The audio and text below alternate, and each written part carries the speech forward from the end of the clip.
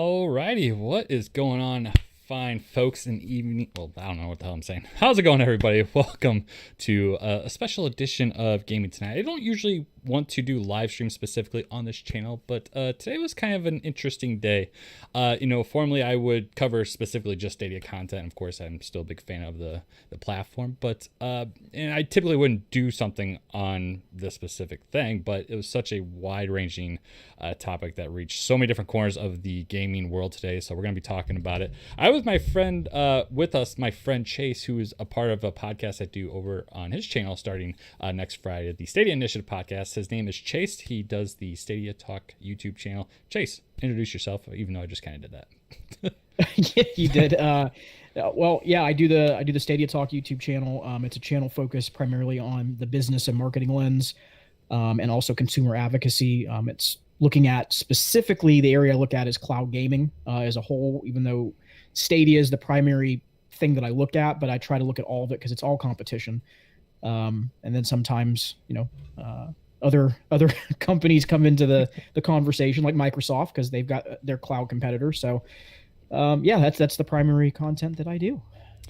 All right. So over the last 3 days, we had this little event called Good Stuff, which was an event done by Google Stadia to kind of promote their platform, and specifically it was to promote demos coming to the platform, which are set to be set for just 7 days each. So we had Pac-Man 2 days ago. We had Humankind, a game from Sega, which has been definitely anticipated by the Civilization fan community, and then of course today we had the big reveal of Immortals Phoenix Rising, which is a game people are anticipating, and it's exclusively on Stadia, as are these other two demos. So Chase, quickly, what were your thoughts on the 3 days that we got just now from Stadia? Yeah, I think the games were fine, to be honest. They're good games that were announced. The event, if you listen to the messaging that came from the presenters and also the messaging from during the event from Stadia themselves, I think this was very much catered to a general consumer, a casual audience. They were trying to speak to that specifically, even though some of the games you might argue might be more PC or the other. At the end of the day, their message was intended to a casual audience. As far as the strategy, I think there's two pieces to it, and I kind of talked about this over the last 3 days, is that one, the last week they set up some hype behind this with a tweet and some of their own responses, and really kind of set a high bar overall for this event. And I think not only did it set an unfair expectation for the community that surrounds Stadia, right, which is the captured audience that's already on the platform. Right. I think it may have done the same thing for the audience that's outside of the Stadia community as well, which is, depending on the purchasing demo, it could be any, whether it's a casual, mid-core, hardcore gamer. All of those could have walked into the event on Monday and felt like it was underwhelming and stepped back. I think that's one part of it, but I also think the way that they decided to go about this event, just strategically, it wasn't the right play. Right. The amount of hype you put behind it, you really should have condensed this into one day where everyone got a little bit of everything. You don't have the fallout that you saw from Monday, as far as some of the feedback, and then you spread the demos out over 3 days, right? Because then you still allow each game to have its moment to shine. What's interesting, Brian, is, and I don't have the final data, we were talking about this off air, but tracking, good marketing firms, what they do is they do day-to-day tracking. They look at what was the retention of the audience that was watching these events day to day. And each day we've seen a very big drop in viewership of this event overall. Sure. And we can get into that more, as far as, I don't know if you want to talk about the Phoenix piece. I know we were talking about that, but I just don't think that this landed the way that they wanted it to land.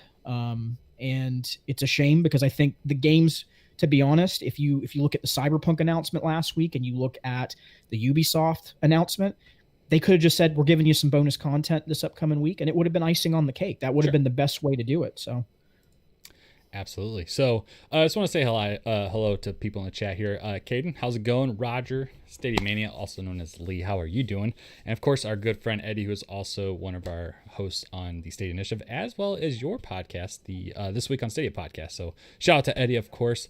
Roger says he doesn't think the impact would have been bigger if the demos hadn't leaked. I think the impact would have been bigger if the demos hadn't leaked. What are your quick thoughts on that? Yeah, you would agree with that?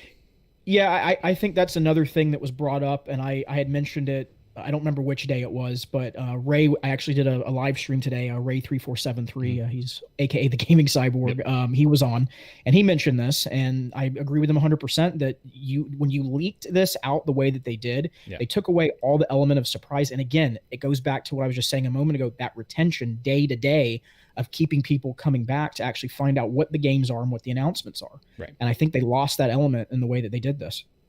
Fair point. Fair point. So we'll definitely probably be talking more about the whole event or in totality rather, on Saturday, I'd imagine, during your Stadia talk. But let's get into one of the bigger stories in gaming all week. Yeah, oh Lord. So if you're any part of the game community anywhere, there's a very high likelihood you heard about this. So I'm going to take away our faces here real quick and just show, if you had missed this tweet, which I highly doubt you did miss it, but if you haven't. So Alex Hutchinson is a creative director for one of the studios that Stadia acquired over the last year. I believe it was Typhoon Studios. And he tweeted this out earlier today. Streamers worried about getting their content pulled because they used music they didn't pay for should be more worried by the fact that they're streaming games they didn't pay for as well.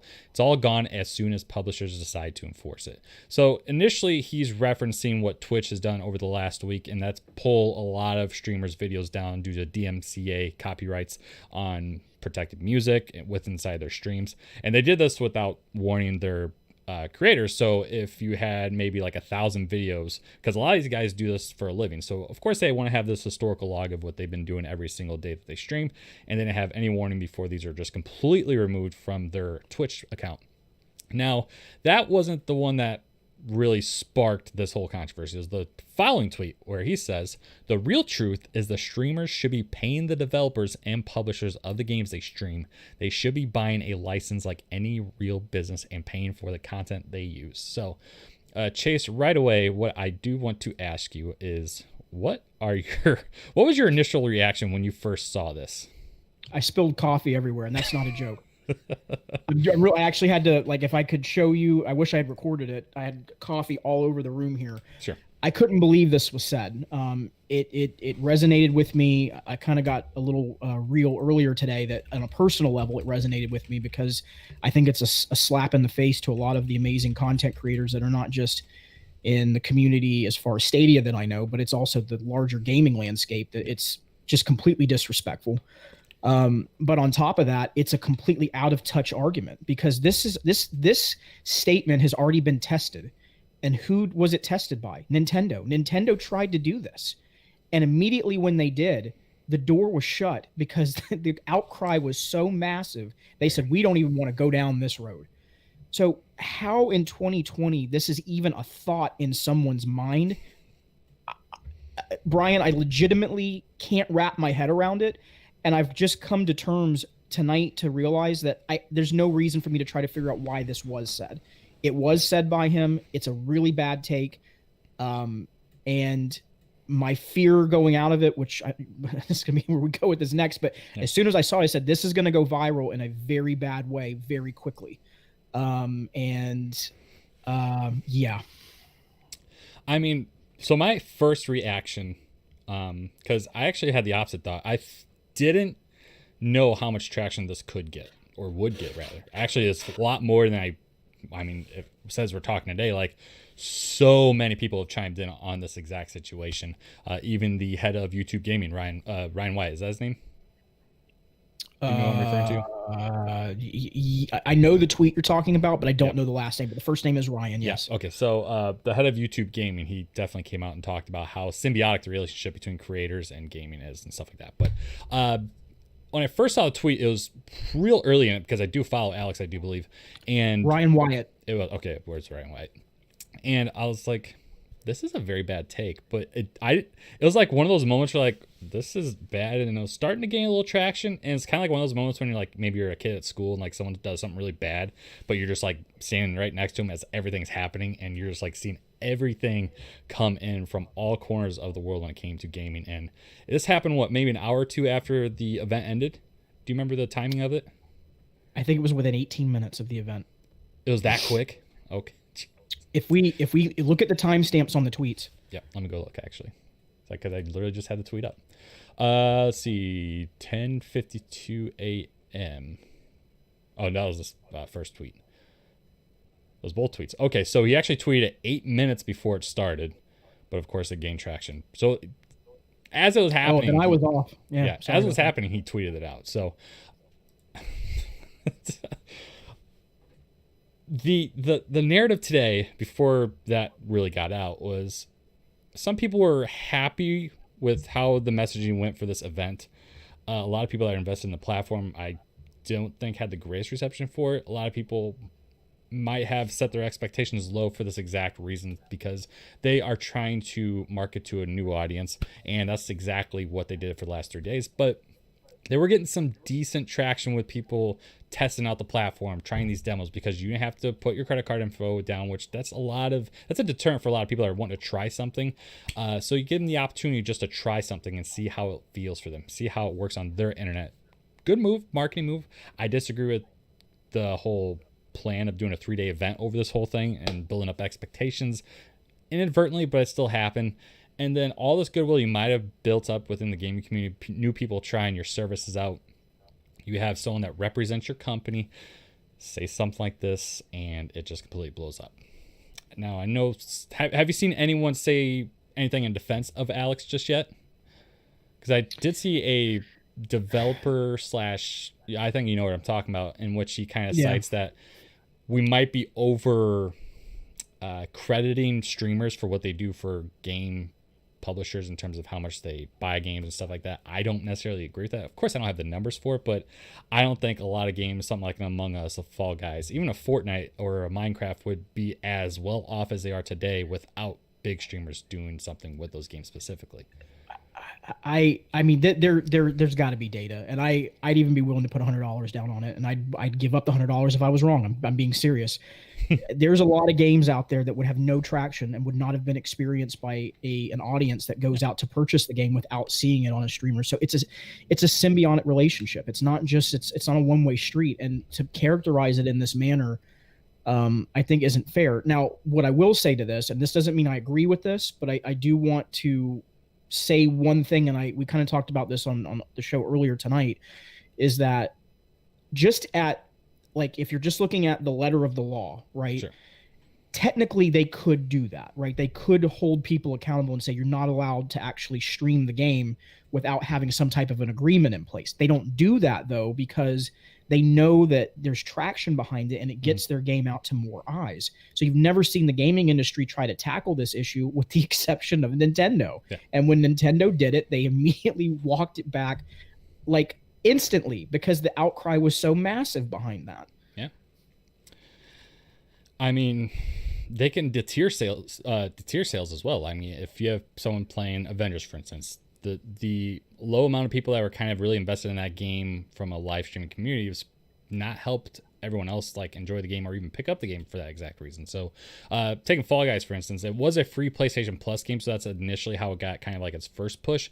But because it was such a popular game for someone to stream, it just started growing this huge snowball effect, and that's kind of how something like that was born. And you have people buying it on Steam, you have people buying outright on PlayStation. So many people are trying to play Fall Guys, and now that whole thing is with Among Us, which you had a couple politicians recently do 400,000 plus viewers streaming Among Us, which is kind of insane if you think about it. So that's bringing so many new eyes to a game that they might not have seen before. So what do you think is the immediate reaction from Google internally on this? Do you think it's going to be a slap on the wrist? Do you think he's going to lose his job over this? Do you think nothing's going to happen out of it? We do know that they have issued kind of like in a statement saying that this does not reflect the views of Google or Stadia to 9to5 Google already. So do you think internally anything's going to happen with Alex and Google?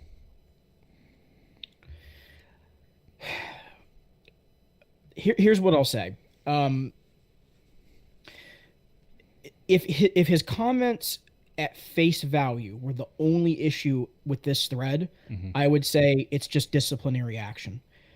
I want to be very careful here because I don't want to bring light to this, and I don't want to highlight it, and that's intentional because I think some of the statements in here are just ridiculous, that as far as the responses that he made. Yep. There is some very bad responses from him later in this thread towards people.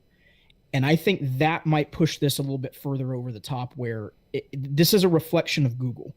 This is one thing, and I know we've already had this topic before, and I understand people's statements of they don't think it's a big deal when it's a personal Twitter account, but once you place a company's name on your Twitter handle, you represent that company 24/7 with everything you say. Yep.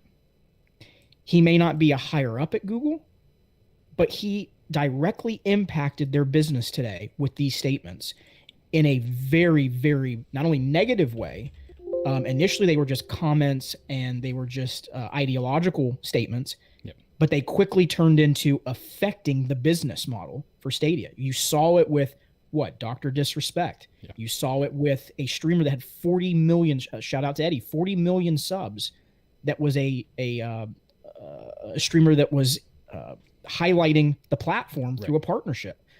You had journalistic sites calling it out. And the biggest one, this is the one that I think is a massive deal. In areas of the internet that had no tie to gaming, you had non-gamers, general consumers speaking up on this. That's a problem, folks. That's much larger than just commentary at this point. So, because I'm trying to find the tweet, but he is talking to someone from Giant Bomb, and he definitely that's one of them. He definitely drops a derogatory term at someone. Okay, so is this something that's going to blow over? What kind of long-term effect does this have on the public opinion? I mean, I think people that weren't really too interested in Stadia probably weren't going to be playing on Stadia, but does this deter someone from actually trying it out now? So as far as the trending issue, I think in about a week's time, you'll see it'll die down a little bit. Sure. But the problem is the damage has already been done. This will now be something that's turned into GIFs and to memes. It already is. It's already circling different areas. I saw it on a message board that I'm on and I talk about this all the time. It's pretty split as far as the purchasing demos, and they were talking about it, and they were already creating memes and GIFs. And these are people that aren't, some of them, hardcore gamers. They just follow different things around news and technology. So it's going to have a lasting impact. And I want to be really careful, Brian, when I say this too. Microsoft had an issue in the past where they made a massive misstep with the broader consumer audience. I don't want to say that we're at that point with this issue, but this is a really, really big issue. And again, it was small to begin with, and it turned into something a lot larger. So my honest opinion is I do think it has some lasting impacts. And if it had been Sony or Microsoft or Nintendo, it still would have gained traction. You still would have seen commentary on it. But because of the hate that you see towards Stadia in the larger gaming circles, it was like nitrous fuel. It just made this thing go even faster than it would have. Right. So yeah, sadly, Brian, I think it's going to have some lasting implications, and they're going to have to repair some things, and it will take some time. Sure. So I'm putting you in charge of Stadia. Let's say you're Phil Harrison. Do you try to use this to your advantage somehow? I mean, is there a way to kind of spin this and, I don't know, play off of it is the right way of putting it, but how do you capitalize on this mistake? Is there any way to capitalize on it? I think considering how much of a hot topic issue this is and how sensitive it is to the gaming community, I think you got to be extremely careful. Yeah. Quite honestly, Stadia themselves, and not just Google and not just YouTube, Phil Harrison has to come out and address this, and it has to be soon. I think that's a must. There's no questions asked on that. It has to come directly from the leader of Stadia. He has to speak on this. Number two, I think that at the next Connect, they do need to speak on this again. And I think if they're going to do features and they're going to roll them out, they should highlight that we are here to support streamers. We want to help streamers grow. Our focus is to create a symbiotic relationship, and we will never, ever put you in a position where you have to pay to stream the games that you purchase from us or from a publisher. That is never going to be something. They have to be explicitly clear. I don't think there's a way to spin it to capitalize, but I do think there's a way that they can repair. And I think right now that's really what they need to do. They need to immediately move into repair mode on this. I agree. So let's jump into a quick conspiracy theory, if you will. Some people think that because someone that's in charge of a studio, or at least involved with the studio that's making games for Stadia, do you think this was going to be a plan for Stadia to essentially strike videos that were streaming their games? Or do you think that's complete nonsense? It's just this guy's one opinion. This is being conspiracy theorist, by the way. No, I understand. I don't think there's any evidence to suggest that there was or there wasn't. Right. But I think, again, this is the issue with one, his Twitter handle was so vague. It just said creative director at Google Stadia. So now you've put the implication that you have a much higher title than maybe you actually do. Yep. Two, when a person reads that, they're going to go, so that's the optics behind Stadia. That's what y'all are planning to do. So whether that is going to be the case or not, someone's going to think that that's what they're about to do. And he has actually changed it since. I think someone in the chat brought it up and I actually looked, and he did change it to I believe it says just creative director at SGE. So it doesn't even say Stadia anymore. Yeah, creative director at SGE Montreal Studio. So Stadia has nothing. I'm sure he got a phone call. Yeah, I'm sure it's like, get Stadia out of here. And this actually makes me think of another question. Do you think Google is going to try and make people not put Stadia in their profile anymore? I mean, technically, if you want to do some research, you can find out what SGE stands for. But do you think they might institute some kind of company-wide policy that enforces something like this? Or is this going to be a case-by-case basis? Considering some of the things that we've seen over the past couple months, and there's some that have been maybe not as big as this, where it's just, why aren't you promoting the platform? This is a different situation that we're dealing with here. I think you may see some changes policy-wise, maybe not Google-wide. It might just be this division at Stadia, where they say, that's it. We gave you the reins. We gave you the ability to have your own, opinions and everything. You abused that right, and now we're taking it away. And quite honestly, if it was me, I would do that, because they have not done a good job of of self-policing themselves, is the best way I can put it. Yeah.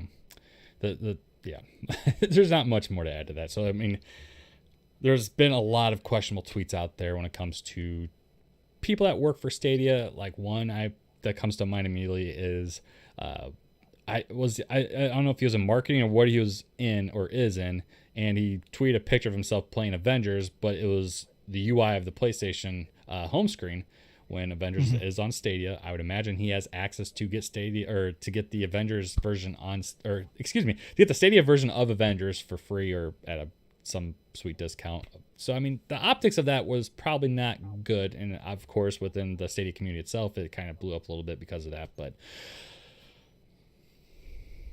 what do you think Stadia will actually do? Do you think that issuance to 9 to 5 is pretty much it? Do you have a good prediction here? I don't know what they will do. I mean, I can tell you what they need to do, which is what I said before, is Phil Harrison has to speak on this. I mean, there's no ifs, ands, buts, maybes, possiblies. Is it a good idea? Is it not a good? No, he has to speak on this. You are the leader of this team. That is an employee of Stadia, even though he's a studio creative director. He's not higher up in the food chain. Yes, he does not have any say-so in this being a true policy, whether it is going to happen or not. But the bottom line is, this is directly impacting your business, your vision, and what is one of the main elements of Stadia that they're getting ready to push out: streaming features, crowd choice, crowd play, right? I think, again, there's so many layers to this optically of why this was bad today, and why it's gaining so much traction, and why it will hurt Stadia's bottom line potentially, because this is a direct reflection of you trying to get streamers on board to push these features and to use them and to show what Stadia can do that can't be done anywhere else.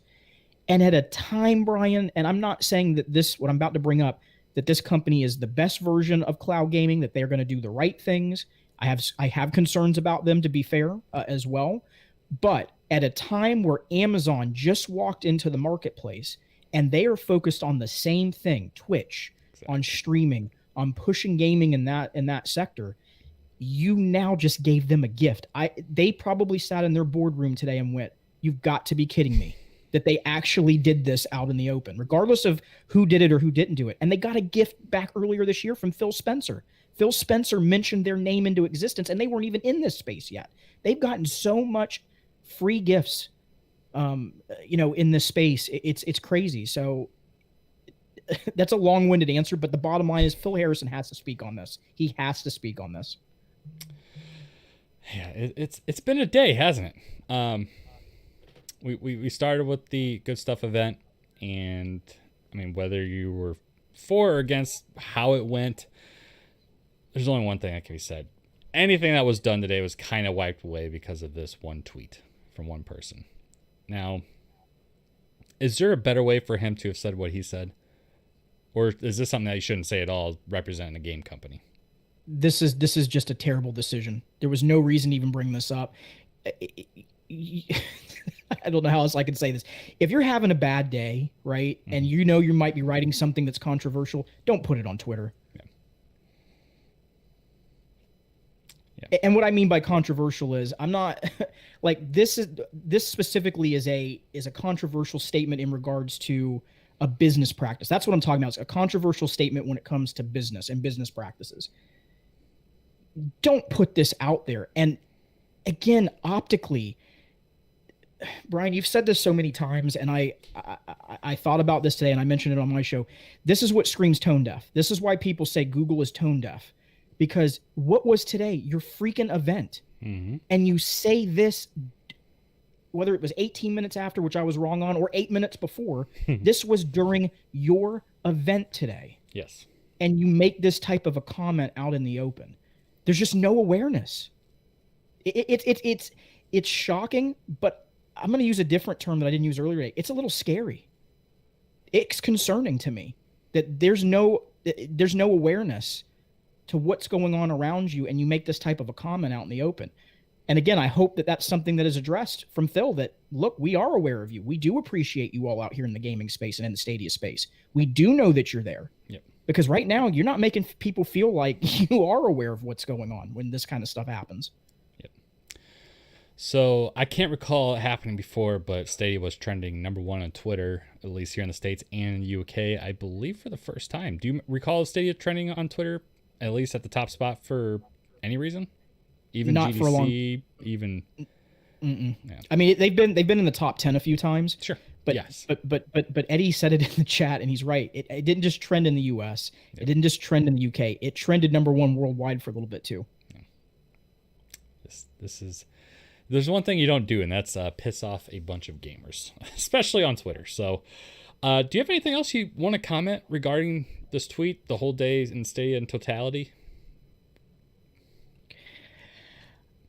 I mean, I don't think that this is, because someone asked me this through a DM this evening, and I didn't respond, and I figured I'd say it here. Someone asked me, "Is this the end? Is this where the dominoes fall?" And my answer is no. This isn't the end. It can be repaired. It's not doom and gloom.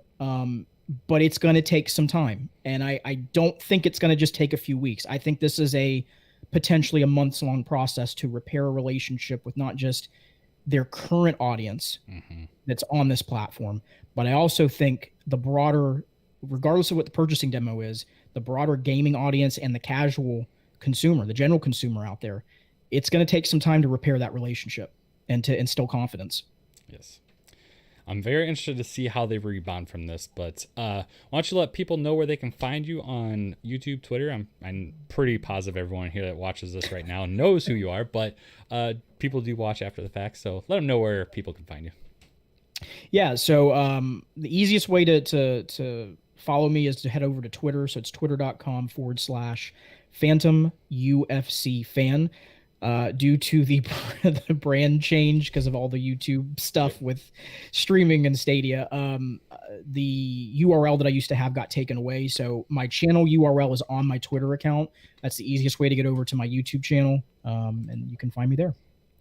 Or you can search on YouTube at Stadia Talk, I believe. Correct? Yeah. It is. You can find me under Stadia Talk as well that way. Yep.